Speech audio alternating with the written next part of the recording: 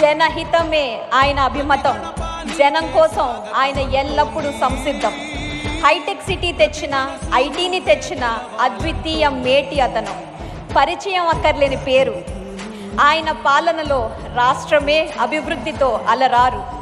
యువజన నాయకుడు అయిన, పలుమార్లు ముఖ్యమంత్రి అయిన ఒకటే నైజం, ప్రజల శ్రేయస్సే ఆయన ఇజం. P4తో పేదల జీవితాలను మార్చే కార్యశీలకుడు అతడు. పైన దేవతల కోసం రాజధాని నిర్మించాడు ఆ ఇంద్రుడు, ఇక్కడ ప్రజల కోసం రాజధాని నిర్మిస్తున్నాడు ఈ చంద్రుడు.